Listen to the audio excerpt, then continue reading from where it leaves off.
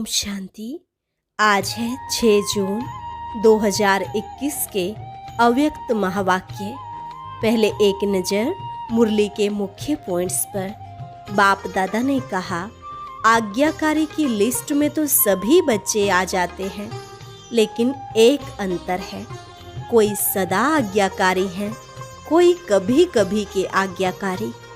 जो सदा हर संकल्प व हर कर्म करते बाप की आज्ञा को स्मृति में रखते हैं, वह स्वतः ही हर बात में आज्ञा प्रमाण चलते हैं। बाबा ने कहा 2 मालाएं हैं। नंबर 1 में है सहज और स्वतः स्मृति स्वरूप आज्ञाकारी बच्चे, और दूसरे नंबर पर है कभी स्मृति से कर्म करने वाले और कभी कर्म के बाद स्मृति में आने वाले। जो नंबर 1 आज्ञाकारी हैं, वह अमृत वेले से रात तक किसी भी कर्म में मेहनत अनुभव नहीं करते, बल्कि सारे दिन की दिनचर्या में बाप के आशीर्वाद की अनुभूति करते हैं। आज्ञाकारी बच्चे के ऊपर हर कदम में बाप दादा के दिल की दुआएं साथ हैं। दिल की दुआओं के कारण ही उनका हर कर्म फलदायी होता है। और लास्ट में बाबा ने कहा, नंबर 1 आज्ञाकारी आत्मा का हर कर्म रूपी बीज शक्तिशाली होने के कारण हर कर्म में उसे सफलता और संतुष्टता प्राप्त होती है। यह संतुष्टता भी 3 प्रकार की होती है। पहली संतुष्टता अपने आप से, दूसरी कर्म के रिजल्ट से, और तीसरी संतुष्टता अन्य आत्माओं से। अब सुनते हैं महावाक्यों को विस्तार से। मुरली का सार। उदासी आने का कारण छोटी मोटी अवज्ञाएं। आज बेहद के बड़े ते बड़े बाप, ऊंचे ते ऊंच बनाने वाले बाप अपने चारों ओर के बच्चों में से विशेष आज्ञाकारी बच्चों को देख रहे हैं।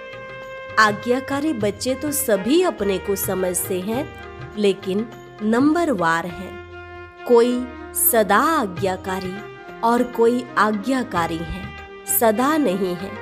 आज्ञाकारी की लिस्ट में सभी बच्चे आ जाते हैं, लेकिन अंतर जरूर है। आज्ञा देने वाला बाप सभी बच्चों को एक समय पर एक ही आज्ञा देते हैं, अलग अलग भिन्न भिन्न आज्ञा भी नहीं देते हैं। फिर भी नंबरवार क्यों होते हैं? क्योंकि जो सदा हर संकल्प व हर कर्म करते बाप की आज्ञा का सहज स्मृति स्वरूप बनते हैं, वह स्वतः ही हर संकल्प, बोल और कर्म में आज्ञा प्रमाण चलते, और जो स्मृति स्वरूप नहीं बनते, उनको बार बार स्मृति लानी पड़ती है।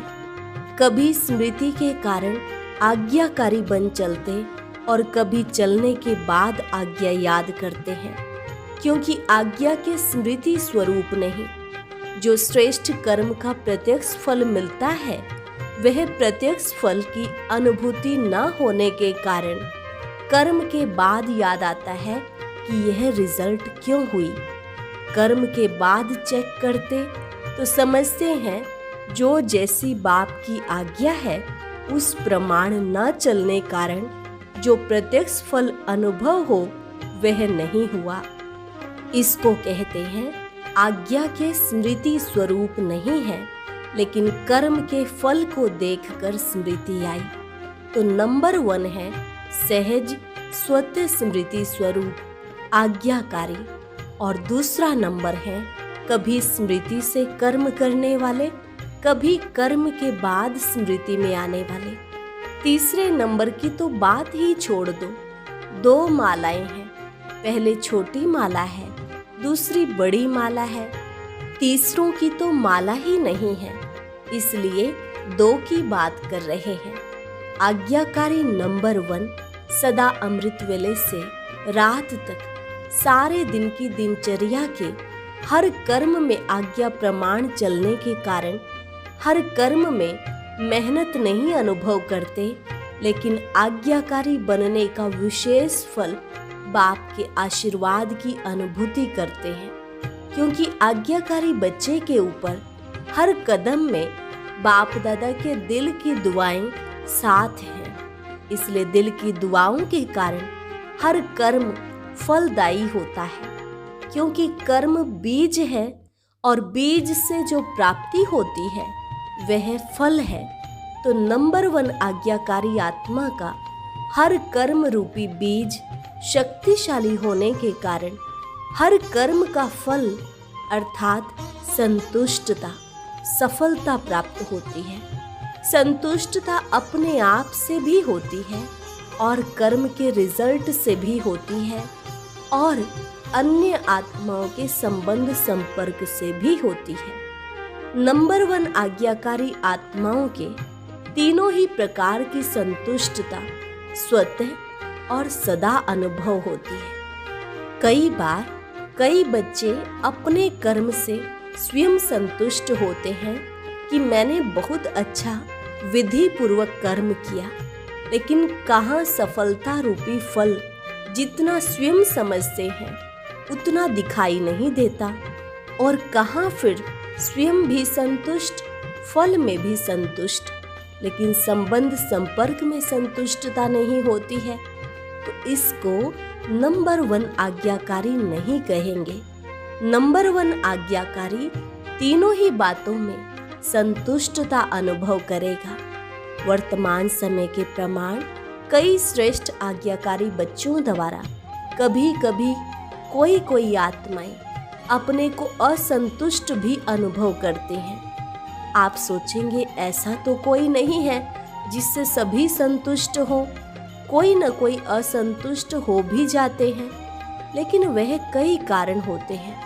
अपने कारण को ना जानने के कारण मिसअंडरस्टैंड, गलत फहमी कर देते हैं। दूसरी बात, अपनी बुद्धि प्रमाण बड़ों से चाहना, इच्छा ज्यादा रखते हैं और वह इच्छा जब पूर्ण नहीं होती तो असंतुष्ट हो जाते।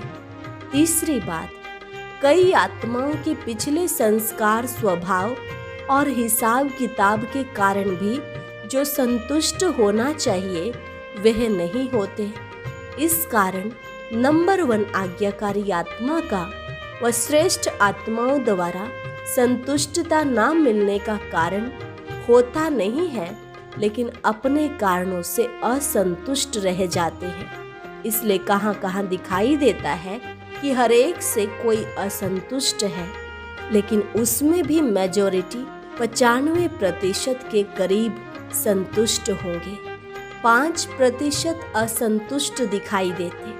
तो नंबर 1 आज्ञाकारी बच्चे मेजॉरिटी तीनों ही रूप से संतुष्ट अनुभव करेंगे और सदा आज्ञा प्रमाण श्रेष्ठ कर्म होने के कारण हर कर्म करने के बाद संतुष्ट होने कारण कर्म बार बार बुद्धि को, मन को विचलित नहीं करेगा कि ठीक किया व नहीं किया।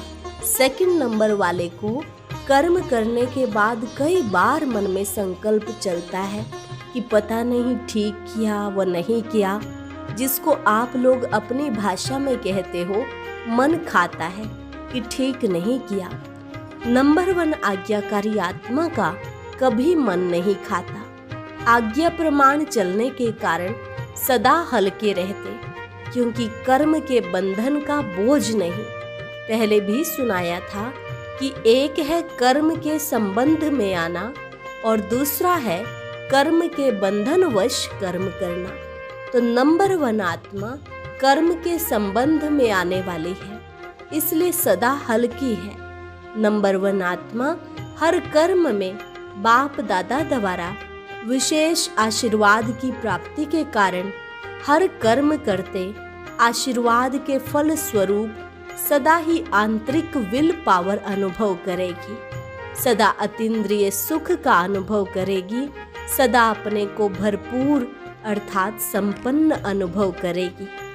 कभी कभी कई बच्चे बाप के आगे अपने दिन का हालचाल सुनाते क्या कहते हैं, ना मालूम क्यों आज अपने को खाली खाली समझते हैं। कोई बात भी नहीं हुई है लेकिन संपन्नता व सुख की अनुभूति नहीं हो रही है। कई बार उस समय कोई उल्टा कार्य या कोई छोटी मोटी भूल नहीं होती है, लेकिन चलते चलते अनजान व अलबेलेपन में समय प्रति समय आज्ञा के प्रमाण काम नहीं करते हैं। पहले समय की अवज्ञा का बोझ किसी समय अपने तरफ खींचता है, जैसे पिछले जन्मों के कड़े संस्कार स्वभाव कभी कभी ना चाहते भी अपनी तरफ खींच लेते हैं। ऐसे समय प्रति समय की हुई अवज्ञाओं का बोझ कभी कभी अपने तरफ खींच लेता है। वह है पिछला हिसाब किताब, यह है वर्तमान जीवन का हिसाब। क्योंकि कोई भी हिसाब, चाहे इस जन्म का चाहे पिछले जन्म का, लग्न की अग्नि स्वरूप स्थिति के बिना भस्म नहीं होता। सदा अग्नि स्वरूप स्थिति अर्थात शक्तिशाली याद की स्थिति, बीज रूप लाइट हाउस माइट हाउस स्थिति सदा न होने के कारण हिसाब किताब को भस्म नहीं कर सकते हैं। इसलिए रहा हुआ हिसाब अपनी तरफ खींचता है। उस समय कोई गलती नहीं करते हो कि पता नहीं क्या हुआ, कभी मन नहीं लगेगा याद में सेवा में, और कभी उदासी की लहर होगी। एक होता है ज्ञान द्वारा शांति का अनुभव, दूसरा होता है बिना खुशी बिना आनंद के सन्नाटे की शांति। वह बिना रस के शांति होती है। सिर्फ दिल करेगा कहाँ अकेले में चले जाएं, बैठ जाएं। यह सब निशानियां हैं कोई न कोई अवज्ञा की। कर्म का बोझ खींचता है। अवज्ञा एक होती है पाप कर्म करना व कोई बड़ी भूल करना, और दूसरी छोटी छोटी अवज्ञाएं भी होती हैं। जैसे बाप की आज्ञा है अमृत वेले विधि पूर्वक शक्तिशाली याद में रहो, तो अमृत वेले अगर इस आज्ञा प्रमाण नहीं चलते तो उसको क्या कहेंगे, आज्ञाकारी व या अवज्ञा। हर कर्म कर्म योगी बन करके करो, निमित्त भाव से करो, निर्माण बन के करो। यह आज्ञाएं हैं। ऐसे तो बहुत बड़ी लिस्ट है, लेकिन दृष्टांत की रीति में सुना रहे हैं। दृष्टि वृत्ति सबके लिए आज्ञा है। इन सब आज्ञाओं में से कोई भी आज्ञा विधि पूर्वक पालन नहीं करते तो इसको कहते हैं छोटी मोटी अवज्ञाएं। यह खाता अगर जमा होता रहता है तो जरूर अपनी तरफ खींचेगा ना। इसलिए कहते हैं कि जितना होना चाहिए उतना नहीं होता। जब पूछते हैं ठीक चल रहे हो, सब कहेंगे हाँ, और जब कहते हैं कि जितना होना चाहिए उतना है, तो फिर सोचते हैं इतने इशारे मिलते, नॉलेजफुल होते, फिर भी जितना होना चाहिए उतना नहीं होता। कारण पिछला व वर्तमान बोझ डबल लाइट बनने नहीं देता है। कभी डबल लाइट बन जाते, कभी बोझ नीचे ले आता। सदा अतीन्द्रिय सुख व खुशी संपन्न शांत स्थिति अनुभव नहीं करते हैं। बाप दादा के आज्ञाकारी बनने की विशेष आशीर्वाद की लिफ्ट के प्राप्ति की अनुभूति नहीं होती है। इसलिए किस समय सहज होता, किस समय मेहनत लगती है। नंबर 1 आज्ञाकारी की विशेषताएं स्पष्ट सुनी। बाकी नंबर 2 कौन हुआ जिसमें इन विशेषताओं की कमी है, वह नंबर 2 और दूसरे नंबर माला के हो गए। तो पहली माला में आना है ना, मुश्किल कुछ भी नहीं है। हर कदम की आज्ञा स्पष्ट है। उसी प्रमाण चलना सहज हुआ या मुश्किल हुआ, आज्ञा ही बाप के कदम है। तो कदम पर कदम रखना तो सहज हुआ ना। वैसे भी सभी सच्ची सीताएं हो, सजनियां हो, तो सजनियां कदम पर कदम रखती है ना। यह विधि है ना, तो मुश्किल क्या हुआ। बच्चे के नाते से भी देखो, बच्चे अर्थात जो बाप के फुटस्टेप पद चिन्ह पर चले। जैसे बाप ने कहा ऐसे किया, बाप का कहना और बच्चों का करना, इसको कहते हैं नंबर 1 आज्ञाकारी। तो चेक करो और चेंज करो। अच्छा, चारों ओर के सर्व आज्ञाकारी श्रेष्ठ आत्माओं को सदा बाप द्वारा प्राप्त हुई आशीर्वाद की अनुभूति करने वाली विशेष आत्माओं को, सदा हर कर्म में संतुष्टता सफलता अनुभव करने वाली महान आत्माओं को, सदा कदम पर कदम रखने वाले आज्ञाकारी बच्चों को बाप दादा का याद प्यार और नमस्ते। रूहानी बच्चों की रूहानी बाप दादा को नमस्ते नमस्ते, गुड मॉर्निंग। अभी पार्टियों से अव्यक्त बाप दादा की मधुर मुलाकात। सदा अपने को रूहानी यात्री समझते हो। यात्रा करते क्या याद रहेगा? जहाँ जाना है वही याद रहेगा ना। अगर और कोई बात याद आती है तो उसको भुलाते हैं। अगर कोई देवी की यात्रा पर जाएंगे तो जय माता कहते जाएंगे। अगर कोई और याद आएंगी तो अच्छा नहीं समझते हैं। एक दो को भी याद दिलाएंगे, जय माता याद करो। घर को व बच्चे को याद नहीं करो, माता को याद करो। तो रूहानी यात्रियों को सदा क्या याद रहता है? अपना घर परम धाम याद रहता है ना, वहाँ ही जाना है। तो अपना घर और अपना राज्य स्वर्ग दोनों याद रहता है, या और बातें भी याद रहती हैं? पुरानी दुनिया तो नहीं याद रहती ना। ऐसे नहीं, यहाँ रहते हैं तो याद आ जाती है। रहते हुए भी न्यारे रहना, क्योंकि जितना न्यारे रहेंगे उतना ही प्यार से बाप को याद कर सकेंगे। तो चेक करो, पुरानी दुनिया में रहते पुरानी दुनिया में फंस तो नहीं जाते हैं। कमल पुष्प कीचड़ में रहता है, लेकिन कीचड़ से न्यारा रहता है। तो सेवा के लिए रहना पड़ता है, मोह के कारण नहीं। तो माताओं को मोह तो नहीं है। अगर थोड़ा धोतरे पोतरे को कुछ हो जाए फिर मोह होगा। अगर वह थोड़ा रोए तो आपका मन भी थोड़ा रोएगा, क्योंकि जहाँ मोह होता है तो दूसरे का दुख भी अपना दुख लगता है। ऐसे नहीं उसको बुखार हो तो आपको भी मन का बुखार हो जाए। मोह खींचता है ना। पेपर तो आते हैं ना, कभी पोतरा बीमार होगा, कभी धोतरा, कभी धन की समस्या आएगी, कभी अपनी बीमारी की समस्या आएगी। यह तो होगा ही, लेकिन सदा न्यारे रहे, मोह में ना आए, ऐसे निर्मोही हो। माताओं को होता है संबंध से मोह और पांडवों को होता है पैसे से मोह। पैसा कमाने में याद भी भूल जाएगी। शरीर निर्वाह के लिए निमित्त काम करना दूसरी बात है, लेकिन ऐसा लगे रहना जो न पढ़ाई याद आए न याद का अभ्यास हो, उसको कहेंगे मोह। तो मोह तो नहीं है ना। जितना नष्टो मोहा होंगे उतना ही स्मृति स्वरूप होंगे। कुमारों से कमाल करने वाले कुमार हो, क्या कमाल दिखाएंगे? सदा बाप को प्रत्यक्ष करने का उमंग तो रहता ही है, लेकिन उसकी विधि क्या है? आजकल तो यूथ के तरफ सबकी नजर रहती है। रूहानी यूथ अपने मनसा शक्ति से, बोल से, चलन से ऐसे शांति की शक्ति अनुभव कराएं जो वह समझें कि यह शांति की शक्ति से क्रांति करने वाले हैं। जैसे जिस्मानी यूथ की चलन और चेहरे से जोश दिखाई देता है ना, देखकर ही पता चलता है कि यह यूथ हैं। ऐसे आपके चेहरे और चलन से शांति की अनुभूति हो, इसको कहते हैं कमाल करना।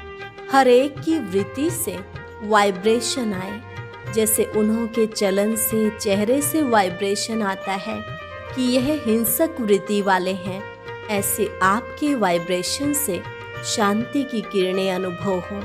ऐसी कमाल करके दिखाओ।